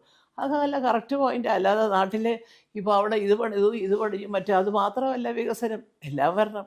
അപ്പോൾ അങ്ങനെയുള്ള കാര്യങ്ങൾ തുറന്നു പറയുകയും നമ്മുടെയൊക്കെ കാര്യം പറഞ്ഞ പോലെ പറഞ്ഞ കാര്യങ്ങൾ ഞാൻ പറഞ്ഞിട്ടില്ല എന്ന് പറഞ്ഞ് വീണ്ടും തിരുത്താനും ഇതൊന്നും മമ്മൂട്ടി ഇതുവരെ ഇറങ്ങി ഞാൻ കണ്ടിട്ടില്ല, സത്യം പറയാം. അതിലെനിക്ക് അദ്ദേഹത്തിനോട് ആ ഒരു വ്യക്തിത്വത്തിനോട് ബഹുമാനമുണ്ട്. ഞാൻ അന്നും ഇന്നും എന്നും പറയും മമ്മൂട്ടി എന്ന് പറഞ്ഞാൽ ഞാൻ കുറച്ച് ഒരു മുകളിൽ കണ്ടിരിക്കുന്ന ഒരു വ്യക്തിയാണ്. ഒരു പക്ഷേ സുഖേട്ടനും അങ്ങനെ എന്നോട് പറഞ്ഞിട്ടുണ്ട്. പെട്ടെന്ന് ദേഷ്യം വരുമ്പോൾ എൻ്റെ കൂട്ടാടി എന്നൊക്കെ എല്ലാം പറഞ്ഞാലും ഒരു 5 മിനിറ്റ് വിളിക്കും, ആ വോട്ടറോ എന്ന് പറഞ്ഞാൽ അത് പുള്ളി. അപ്പോൾ അത്ര ഒരു നല്ല മനസ്സിൻ്റെ ഉടമയാണ് മമ്മൂട്ടി. അത് എല്ലാവർക്കും കിട്ടത്തില്ല. അത് അങ്ങനെ അത് ഒരു സോറി പറയാമായിരുന്നു എന്ന് തോന്നിയാലും അത് പറയാനുള്ളൊരു ഈഗോ ചിലർക്കുണ്ട്. ഇത് അദ്ദേഹത്തിന് അങ്ങനെയല്ല. അത് വോട്ടെ വിട്ടുകളാ അപ്പം നമ്മൾ അങ്ങനെ അത് പറയാനായിട്ട് അത്രയും നല്ല മനസ്സുള്ളവർക്ക് സാധിക്കുന്നുള്ളൂ, സത്യം പറയാം. ഈ സുഖേട്ടനെ കുറിച്ച് ഓർക്കുമ്പോൾ ചേച്ചിക്ക് ഒരുപാട് ഓർമ്മകൾ പറയാനുണ്ടെന്ന് അറിയാം. പക്ഷേ പൊതുവായിട്ട് അദ്ദേഹത്തിൻ്റെ സ്വഭാവവും മറ്റ് രീതികളും ഒന്ന് തീർച്ചയായിട്ടും. അതെ, സുഖേട്ടൻ്റെ ഏറ്റവും നല്ല സ്വഭാവം എന്ന് പറയുന്നത്, ഞാനിപ്പോൾ ഇതിൻ്റെ ഇടയ്ക്ക് ഒരു ജനറലായിട്ട് പലരുടെയും കാര്യം പറഞ്ഞെങ്കിലും അദ്ദേഹത്തിന് ഒരാളിൻ്റെ മുമ്പിൽ ഒരു സറണ്ടർ ചെയ്ത് ഒരു അടിമയെ പോലെ നിന്ന് സംസാരിക്കാൻ കിട്ടത്തില്ല, കള്ളം പറയത്തില്ല. അതിന് ഉദാഹരണ സഹിതമുണ്ട്. അരോമ മണി സാറ് ഒരിക്കൽ ഉച്ചയ്ക്ക് ഒരു 2:30-3 മണിയൊക്കെ ആയിക്കാണ് കാറിൽ ഞങ്ങൾ കുഞ്ചാലക്കുടി താമസിക്കുമ്പോൾ വീട്ടിൽ വന്നു. അപ്പോൾ അന്നാണ് നമ്മുടെ ഒളിയമ്പുകൾ എന്ന് പറഞ്ഞ പടത്തിൻ്റെ ഷൂട്ടിംഗ് കഴിഞ്ഞ് തൊടുപുഴ അവിടെ കണ്ടായിരുന്നു എൻ്റെ ഷൂട്ടിങ്. വന്ന് വീട്ടിൽ വന്ന് കിടന്നു, ഊണൊക്കെ കൊണ്ട് വെച്ച് കിടന്നു, നല്ല ഉറക്കം. ഞാൻ നോക്കിയപ്പോൾ അപ്പം ഞാൻ പറഞ്ഞു, സാറേ പിന്നെ ഈ അത്യാവശ്യമായിട്ട് രാവിലെ വന്നായിരുന്നു, എങ്ങാണ്ടോട്ടോ ഒന്ന് പോയി 5 മണിക്ക് വരുമെന്ന് പറഞ്ഞത് എൻ്റെ ഗ്രഹം. എനിക്ക് മണിസാറിൻ്റെ മുഖത്തോട്ട് നോക്കി ഉറങ്ങുക കേട്ടോ. ഇപ്പം അങ്ങനെ പറയാൻ എനിക്കൊരു മടി. അതിനെന്താ, ഞാൻ സാറൊരു കാര്യം ഒരു 6 മണിയാകുമ്പോൾ കഴിഞ്ഞ് വന്നിട്ട്, അല്ലെങ്കിൽ ഞാൻ വേണേൽ സാറിനെ വിളിക്കാൻ വേണ്ട, ഞാൻ 6 മണിക്ക് വരുമെന്നൊന്ന് പറഞ്ഞേക്കണേ പറയാം സാറിന്.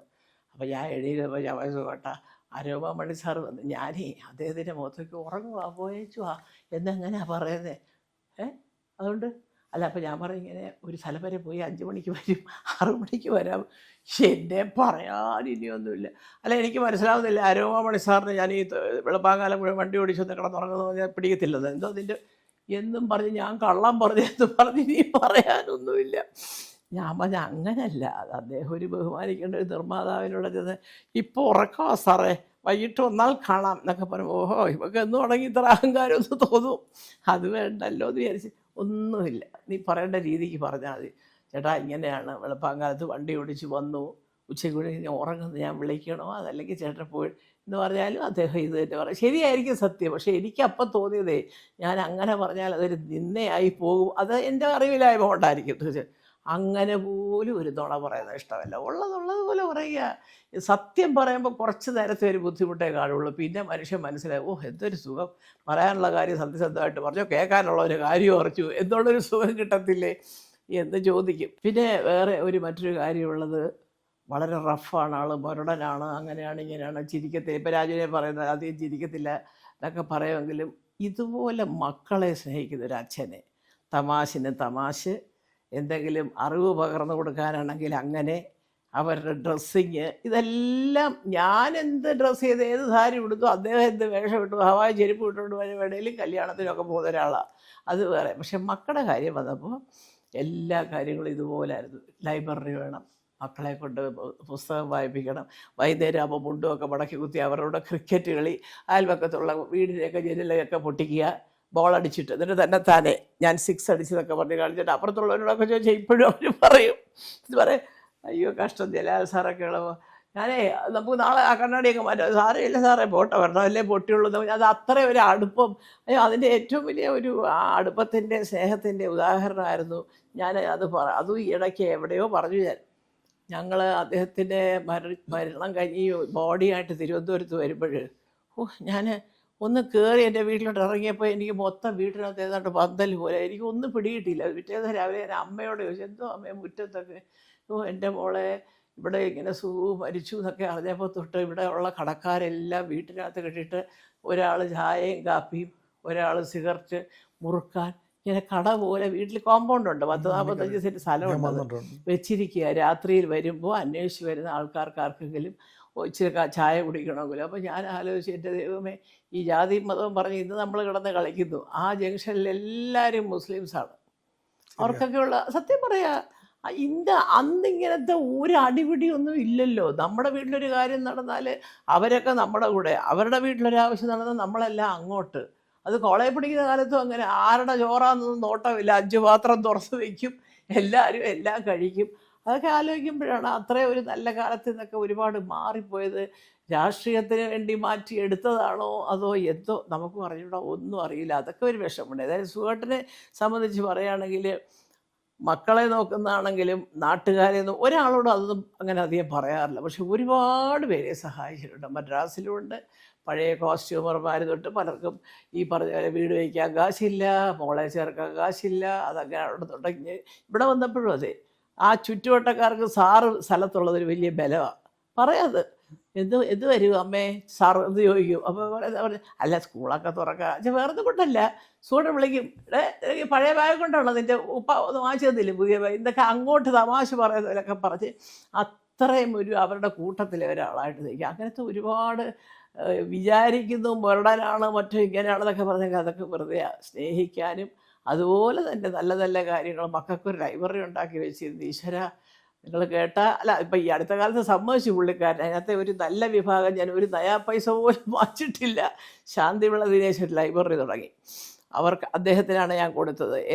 എൻസൈക്ലോപീഡിയയും അങ്ങനത്തെ ഒക്കെ ഞാൻ എടുത്തു. പക്ഷേ ഈ നോവൽസും മറ്റു പുസ്തകങ്ങളൊക്കെ ഞാൻ അന്ന് ഇതുപോലെ ഒരു വായനശാല കുട്ടികൾക്ക് വേണ്ടി അത് ഞാൻ പറഞ്ഞു കൊണ്ടുപോകും, ഇനി ഇവിടെ കാണുവരുന്നത് ഇത് എൻ്റെ ജോലിയായിരുന്നു അത് കൂടെ എല്ലാം വൃത്തിയാക്കി വയ്ക്കില്ല.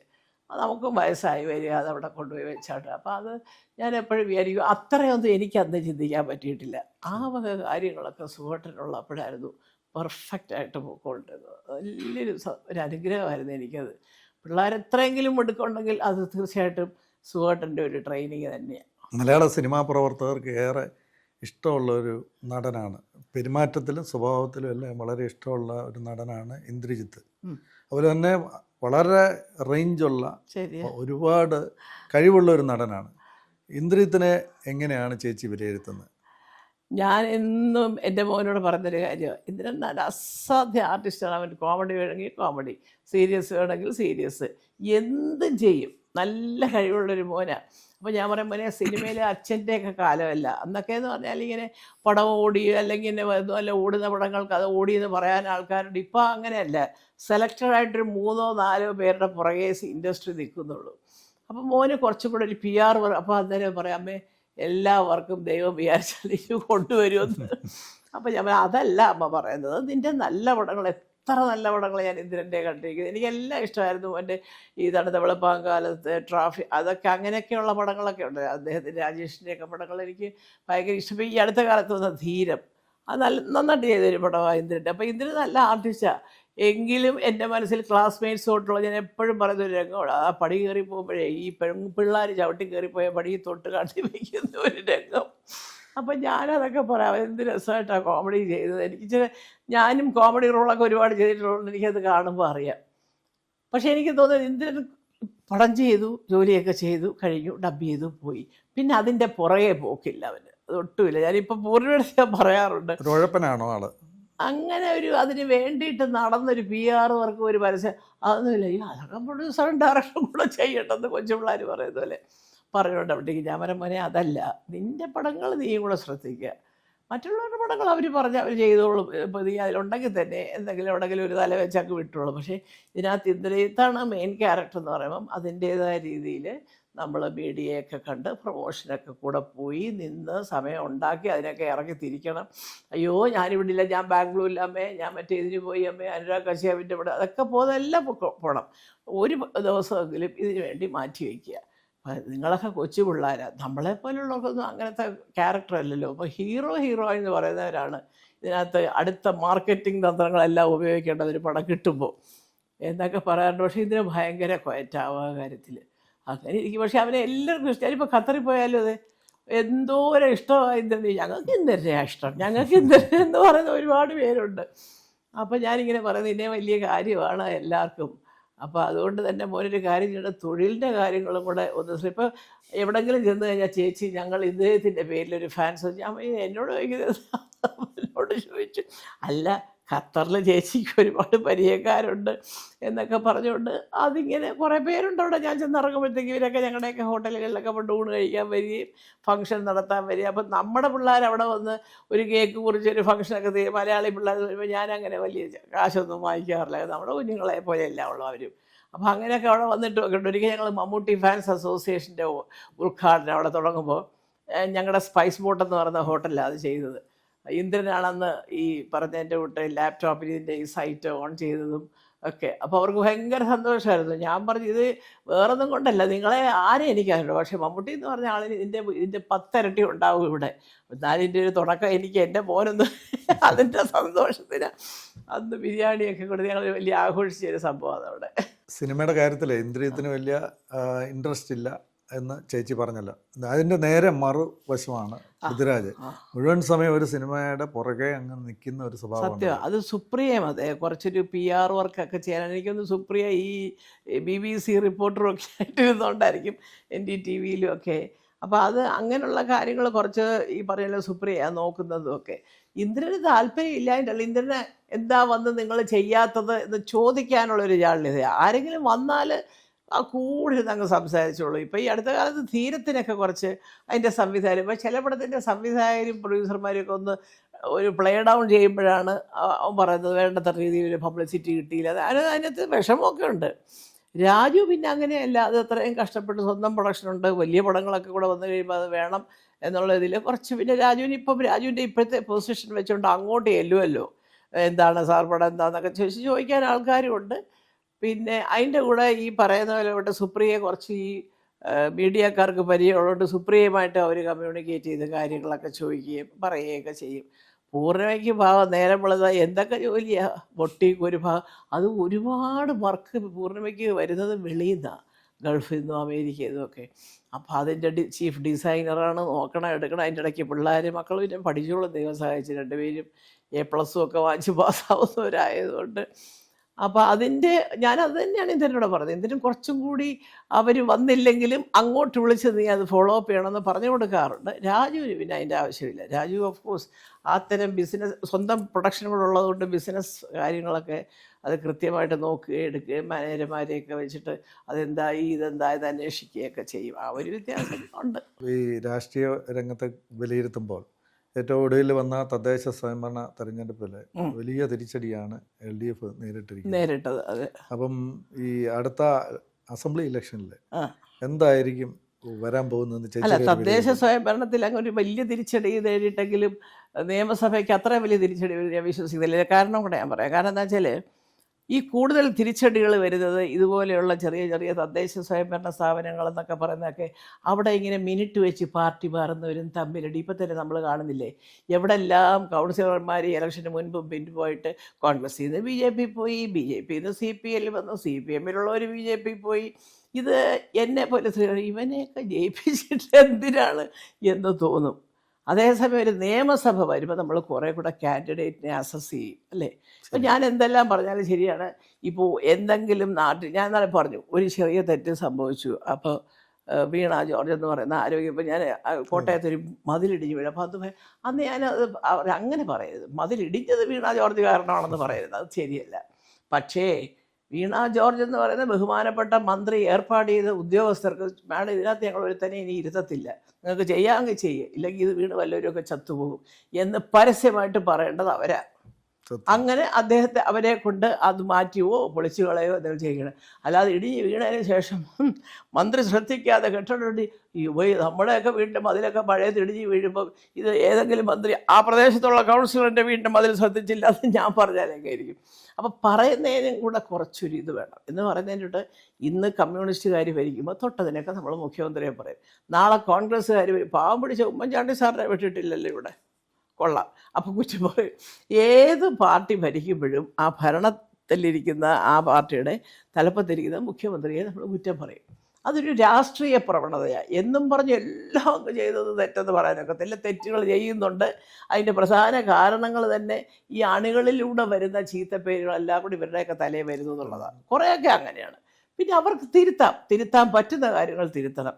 അത് ഞാൻ പണ്ട് സത്യം പറഞ്ഞാൽ ഞാൻ വളരെ ബഹുമാനപുരസ്സരം അദ്ദേഹത്തിനോട് പറഞ്ഞത്, ഞാൻ 5 വർഷം UDFൻ്റെ ഭരണകാലത്ത് കയറി ഇറങ്ങിയതാണ്. എൻ്റെ അവിടെ ഈ ഇറക്കമാണ് 3 റോഡ്. അല്ലാതെ അവിടെ വെള്ളം വന്നും എല്ലാം കൂടെ മുങ്ങി ഞങ്ങൾ ഒഴുകിപ്പോയതല്ല, വണ്ടി ഒന്നും എടുക്കാനൊക്കത്തില്ല. അപ്പോൾ അന്ന് എനിക്കൊന്ന് വിജയകൃഷ്ണ സാറൊക്കെ ആയിരുന്നു ചീഫ് സെക്രട്ടറി, അതോ മറ്റേ ഈ ലോക്കൽ എന്തോ, ഒന്നും നടന്നില്ല പാവം. അത് കഴിഞ്ഞ് ഞാൻ അതിൻ്റെ കൺസേൺ മന്ത്രിയെ കണ്ടു, മാത്യു തോമസ് സാറായിട്ട് വന്ന് അവിടെ കൊണ്ട് കത്ത് കൊടുത്തു. ഞാൻ നേരിട്ടാന്ന് ആലോചിച്ചോ, ഒന്നും നടന്നില്ല സത്യസന്ധമായിട്ട് പറയാം.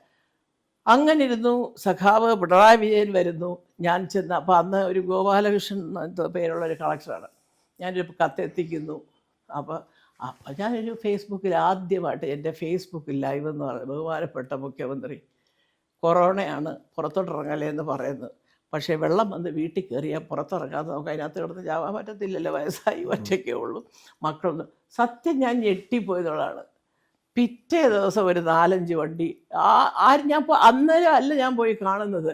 ഇതെല്ലാം വന്നതിന് ശേഷം അദ്ദേഹം പറഞ്ഞു, എന്താ അവിടെ പ്രശ്നം, എന്നെ ഒന്ന് കാണാൻ പറഞ്ഞാട്ടെ എന്ന് പറഞ്ഞു. ഞാൻ പോയി കണ്ടു. ഞാൻ പറഞ്ഞു, വേറൊന്നും അല്ല, 3 റോഡ് ഇറങ്ങി വരുന്ന സ്ഥലമാണ്. അപ്പോൾ ഈ എല്ലാ അണക്കെട്ടും കൂടെ തുറന്നു വിട്ട് അരുവിക്കരയും കൂടെ ഒക്കെ തുറന്നു വിടുമ്പോൾ വെള്ളം ഇങ്ങനെ ഒഴുകി വന്ന് ആ റോഡിൽ ഇങ്ങനെ ഒരു 10-40 നല്ല വീടുകളവിടെ പൊങ്ങുമ്പോൾ ഒരൊറ്റ മനുഷ്യന് വണ്ടി ഇറക്കാൻ വയ്യ. സ്കൂട്ടറും കാറും ഒന്നും പോകത്തില്ല അതുവഴി. അപ്പോഴത്തേക്ക് വണ്ടിയുടെ പകുതിയോളം മുങ്ങിക്കിടക്കുക ഞങ്ങളുടെയൊക്കെ കാറ്. എൻ്റെയൊക്കെ കാർ പിന്നെ മാറ്റേണ്ടി വന്നു. അപ്പോൾ ഞാൻ പറഞ്ഞു, അങ്ങനെ ഒരു പ്രശ്നമുണ്ട്, അപ്പോൾ എങ്ങോട്ടും ഇറക്കരുത്, കൊറോണയാണെന്ന് പറയുകയും വീട്ടിനകത്തോട്ട് വെള്ളം കയറ്റി വിടുകയും കൂടെ ശരി, 2 കുട്ടി പൊരുത്തക്കേടുണ്ട്. അദ്ദേഹം വളരെ ശാന്തനായിട്ടത് കേട്ട് പിറ്റേ ദിവസം വരുന്നു, ഞങ്ങളുടെ പുറയിൽ ഒരു കനാലുണ്ട്. സത്യത്തിൽ അതാണ് എൻ്റെ മിസ്റ്റേക്ക് ആയിരുന്നത്. ഉള്ള ചവറെല്ലാം കൂടെ അതിനകത്ത് കൊണ്ട് തട്ടി വെള്ളം നിറഞ്ഞ് അങ്ങ് ആറ്റിലോട്ട് പോകാതെ വീടുകളിൽ കയറുക, ഓവർഫ്ലോ ചെയ്തിട്ട്. ഇപ്പം അതെല്ലാം ശരിയാക്കി എല്ലാം അപ്പം അതൊക്കെ എനിക്ക് സാധാരണക്കാരോട് പറയാതിരിക്കാൻ പറ്റുമോ?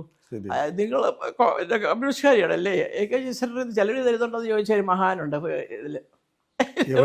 അയ്യോ, ഞാനിങ്ങനെ എവിടെ കണ്ടു വെച്ച് ഈ കഥ പറഞ്ഞേനെ.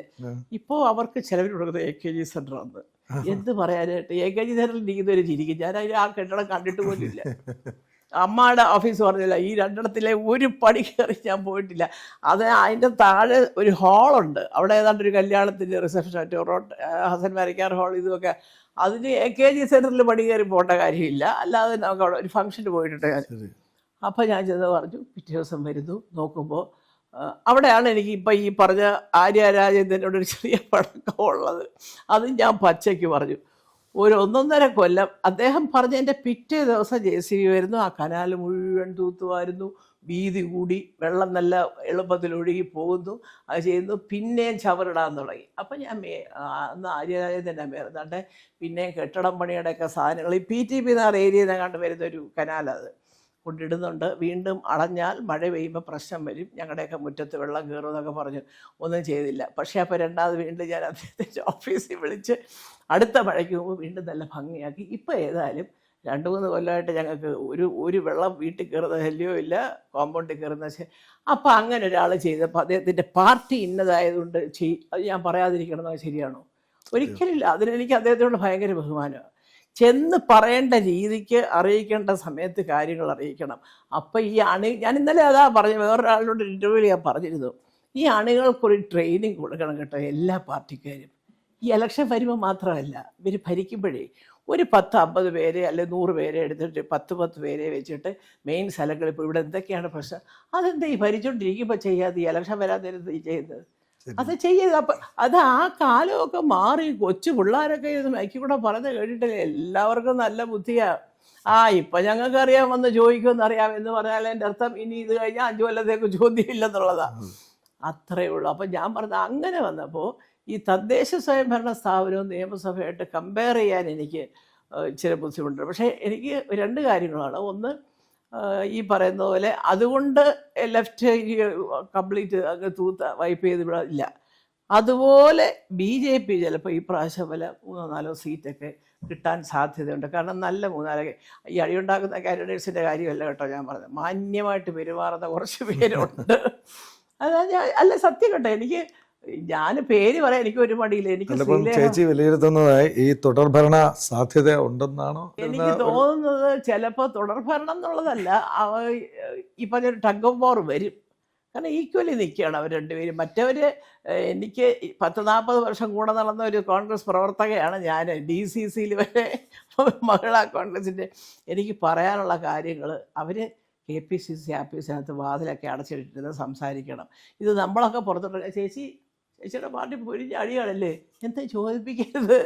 ഇപ്പം എല്ലാവരും അടിയാ, പക്ഷേ നമ്മുടെ കോൺഗ്രസ്സിലെ അടി അങ്ങ് പരസ്യമാക്കുക. അത് ചെയ്യാതിരിക്കുക, ദൈവത്തെ വിചാരിച്ച. കാരണം എല്ലാ പാർട്ടിക്കും അതിൻ്റേതായ ഒരു വലിയ ചരിത്രമുണ്ട്. കുറേ പേരുടെ കഷ്ടപ്പാടും അധ്വാനവും അല്ലേ എല്ലാം അതിൻ്റെ പിന്നിലുണ്ട്. അതൊക്കെ ഇവരെന്താ ഇപ്പം ഞാൻ ഞാൻ ലീഡറുടെ ആളായിട്ടോ. അത് കരുണാകരൻ സാറൊക്കെ ഒരു പത്രക്കാരൻ എൻ്റെ സാറ് തിരിഞ്ഞു നോക്കുമ്പോൾ എന്ത് തോന്നുന്നു പറയുമ്പോൾ തിരിഞ്ഞു നോക്കിയത് നമ്മൾ കണ്ടതല്ലേ, അദ്ദേഹം തന്നെ തിരിഞ്ഞൊന്നുമില്ലല്ലോ എന്ന് അതാ പറഞ്ഞത്. അപ്പം അത് അങ്ങനെ സരസമായിട്ട് കൈകാര്യം ചെയ്തിട്ട് കാര്യങ്ങൾ പറയുക, അതെത്ര പേർക്ക് സാധിക്കും അല്ലേ? അതാ അതെ. അപ്പം അത് ഇപ്പം പിണറായി വിജയൻ ഒരു കാലത്തും ഒരു മുഖ്യമന്ത്രിയായിട്ട് നിൽക്കുന്ന സമയത്ത് പുള്ളിക്ക് അത് ഞാൻ പറയത്തില്ല. He's A good chief minister. പക്ഷേ അദ്ദേഹത്തിൻ്റെ പാർട്ടിയിലൊപ്പം നടക്കുന്ന പാർട്ടിയുടെ പ്രവർത്തകരെന്ന് പറയുന്ന എല്ലാവരും അതുപോലെ. പിന്നെ വേറൊരാൾ നമ്മുടെ വ്യവസായ വകുപ്പ് രാജീവ് അല്ലേ, അദ്ദേഹം. ഞാൻ എപ്പോഴും പറയാറുണ്ടല്ലോ പരസ്യമായിട്ട്, ഒരു ഇൻ്റർവ്യൂവിന് വന്നിരുന്നത് എവിടെയെങ്കിലും പോടാ പള്ളി പോയി പറയടാ ഇങ്ങനെയൊക്കെ പറഞ്ഞു കേട്ടിട്ടുണ്ടോ? അല്ല, ഞാൻ പറഞ്ഞു നമ്മളൊക്കെ പ്രതീക്ഷിക്കുന്ന അതാ. ഒരു നേതാവിൻ്റെ വായിൽ നിന്ന് വരുന്ന വർത്തമാനങ്ങൾക്ക് കാണിച്ചാൽ അവിടെ ഇങ്ങനൊന്നും പറയരുത്, ഇത് കണ്ടിട്ട് വേണം. അദ്ദേഹത്തിന് എനിക്ക് സത്യത്തിൽ ഇനി അങ്ങനെ പരിചയമില്ല. പക്ഷേ എവിടെ എറണാകുളത്ത് എവിടെ പോലും നല്ല ഒരു മാന്യമായ കേട്ടോ ചോദിക്കുന്നതിൻ്റെയൊക്കെ ഉത്തരം കൃത്യം. അത് അദ്ദേഹം ഉണ്ടാക്കിയെടുത്ത പേരാണ്, നമ്മളാരും അദ്ദേഹത്തിന് കൊടുത്ത പേരല്ല. അങ്ങനെ കുറേ ആൾക്കാരുണ്ട് ഇതിനകത്ത് നല്ല മാന്യമായിട്ട് സംസാരിക്കാൻ. അതേസമയം വാ തുറന്നാൽ തെറി പറയുന്ന മഹാന്മാർ നമ്മുടെ രാഷ്ട്രീയത്തിലുണ്ട്. ഇതൊക്കെ കൊണ്ടാണ് ഞാൻ പറഞ്ഞത് പിണറായി എന്ന് പറയുന്ന വ്യക്തിയോട് എനിക്ക് ബഹുമാനമാണ്. എന്തിനാ പറഞ്ഞത്, പ്രൈം മിനിസ്റ്റർ മോദിയെ ഞാൻ ഒരുപാട് ഞാൻ കണ്ടിട്ട് പോലുമില്ല, എവിടെയും കണ്ടിട്ടില്ല. പക്ഷേ അദ്ദേഹത്തിന് ചില നല്ല കാര്യങ്ങൾ ഈ പെണ്ണുങ്ങൾക്ക് ചെയ്യുന്നതും പെൺകുട്ടികൾക്ക് ചെയ്യുന്നതും അതും ഇതുമൊക്കെ, പക്ഷേ അതൊന്നും വേണ്ടത്ര രീതിയിൽ നാട്ടിൽ അറിയുന്നില്ല.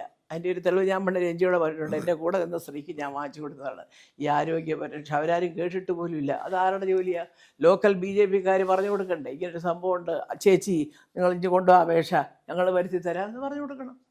അങ്ങനെ എല്ലാ പാർട്ടിക്കാരും അവരവരുടെ പാർട്ടി വളരണമെങ്കിൽ അവരുടെ ഭാഗത്ത് നിന്ന് ഇവിടെ ഒരു പ്രവർത്തനം ഉണ്ടാവണം. പക്ഷെ അത് കുറച്ച് ഒരു പരിധി വരെ ഇനിയും വരുമെന്ന് ഞാൻ വിചാരിക്കുന്നു. എനിക്ക് അങ്ങനെ അറിയത്തില്ല. പക്ഷേ പിണറായി സാറ് വരുത്തില്ല എന്ന് പറയാൻ എനിക്ക് മനസ്സ് വരുന്നില്ല. സത്യം, ഞാൻ കമ്മ്യൂണിസ്റ്റുകാരി അല്ല. പക്ഷേ പുള്ളിയുടെ ചില തീരുമാനങ്ങൾക്കൊക്കെ ചിലരല്ല എന്തൊക്കെ പറഞ്ഞാലും ഇതുകൊണ്ട് അവസാനം അതിലേക്കൊരു പോസിറ്റീവ് അപ്രോച്ച് എടുക്കുന്ന ഒരു വലിയ വിഭാഗം പെണ്ണുങ്ങളുണ്ട്. ചിലർ അവരുടെ എന്തെങ്കിലുമൊക്കെ കാര്യങ്ങൾ ഒരു ബുദ്ധിമുട്ട് വന്നിട്ടുണ്ടെങ്കിൽ അയ്യോ ഇവർ പോകണം എന്ന് പറഞ്ഞവരുണ്ട്. വെള്ളം വന്നില്ല, പൈപ്പ് വന്നില്ല എന്നൊക്കെയുള്ള കാര്യങ്ങൾ പറഞ്ഞ് അതൊക്കെ ചെറിയ കാര്യങ്ങൾ തിരുത്താവുന്നതേ ഉള്ളൂ ലോക്കൽ അഡ്മിനിസ്ട്രേഷന്. ചെയ്യണ്ടേ? അതല്ലേ ഇതിപ്പോൾ മറ്റവർ വന്നാലും ഇങ്ങനെ ചുമ്മാ ഇതോടെ മുഖ്യമന്ത്രി പറയാം ആ പൈപ്പിൽ വെള്ളം വന്നില്ലെന്ന്. എല്ലാ പൈപ്പിലും വെള്ളം വരുന്നത് നോക്കലാണോ മുഖ്യമന്ത്രിയുടെ ജോലി? ഇതൊക്കെ തന്നെയാണ് പ്രശ്നം. താരസംഘടന, ഇപ്പോഴത്തെ താരസംഘടനയ്ക്ക് പറയാമോ ആരും ഇങ്ങനത്തെ ഒരു പരാതി അവിടെ പറഞ്ഞിട്ടില്ല എന്ന് പറയാൻ പറ്റുമോ ധൈര്യമായിട്ട്? ഇപ്പോൾ ഏറ്റവും ഒടുക്കം ഞാൻ കണ്ടു ന്യൂസിനകത്ത് ലാലിൻ്റെ വണ്ടി ഡ്രൈവർ, ലാലിൻ്റെ മകനുണ്ട് ഇപ്പോൾ അവിടെ പോയി, പുറകെ മറ്റേ ദിലീപിൻ്റെ കാറ് വന്നു. ഇതൊക്കെ ഈ കഥകളിങ്ങനെ പറയുന്നതിന് പകരം ഞാൻ പറഞ്ഞ ലാലൊക്കെ അത്രയും ഒരു ധൈര്യശാലിയായിരുന്നില്ല, എവിടെ പോയി? അപ്പം നമുക്കുള്ള വിഷമം എന്താണെന്ന് വെച്ചാൽ എല്ലാവരും പറയുന്നത് തെറ്റ് ചെയ്തില്ല, ശരി. പിന്നെ എന്തിനാണ് പണ്ട് ഊഴയുടെ വീട്ടിലോട്ട് കയറാൻ നിൽക്കുന്ന പൃഥ്വിരാജ് പറഞ്ഞിട്ട് കാണിക്കുന്നത്?